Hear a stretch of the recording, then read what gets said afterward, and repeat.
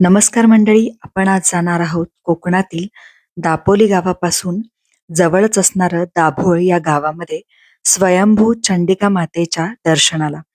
चला तर मग, क्वचितच तुम्ही या चंडिका मातेबद्दल आणि या मंदिराबद्दल ऐकलं असेल. तर आज आपण या स्वयंभू चंडिका देवीचं दर्शन घेऊयात आणि इथल्या मंदिरालाही भेट देऊयात.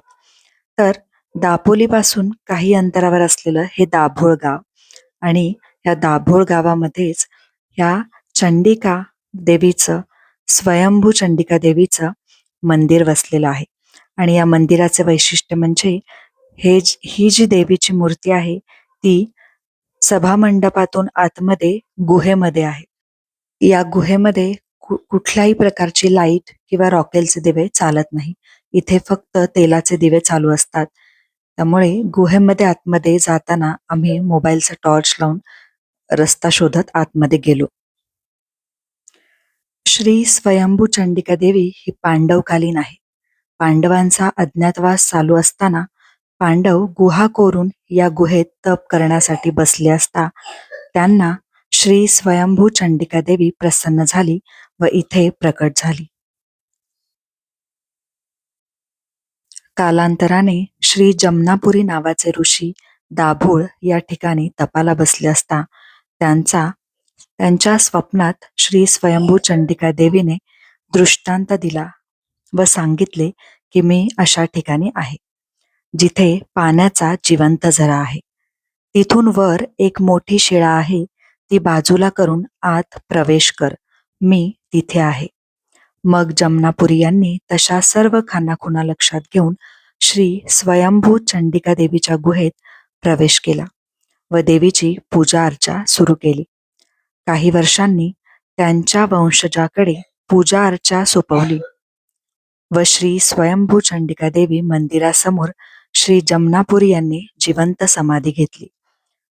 पूजेचा मान हा वंश परंपरागत पुरी घराण्याकडे आहे.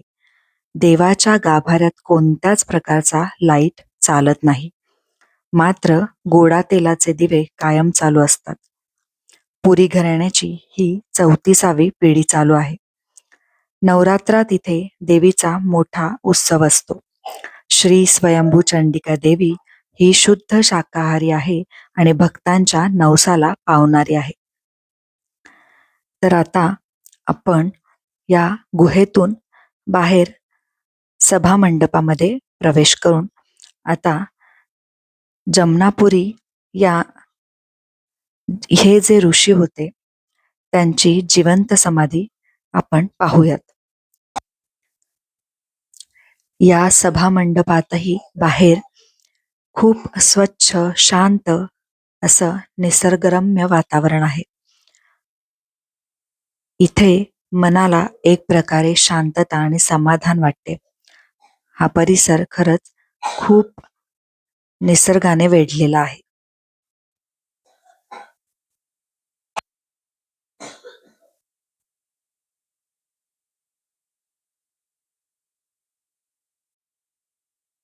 अशा पद्धतीने तुम्ही पाहू शकता इथे पूर्ण डोंगर भाग आहे आणि त्याच्यातच ही गुहा सुद्धा कोरलेली आहे. तर इथे श्री जमनापुरी यांची जिवंत समाधी आहे.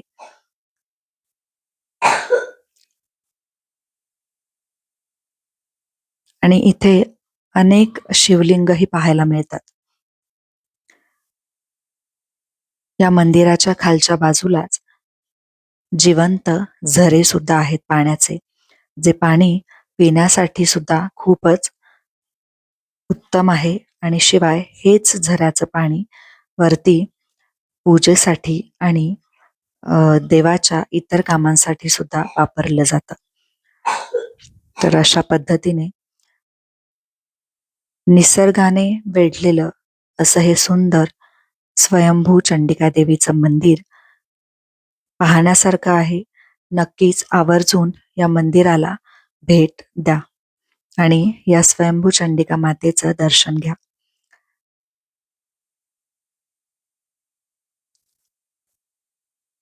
या परिसरामध्येच आम्ही काही फोटोही घेतले. एक आठवण म्हणून हे फोटो आमच्यासोबत कायम राहतील आणि स्वयंभू चंडिका देवीचा आशीर्वादही आमच्यासोबत कायम राहील. अशा पद्धतीने तुम्ही सुद्धा कधी कोकणात गेलात तर नक्की आवर्जून या स्वयंभू चंडिका देवीच्या मंदिराला भेट द्या.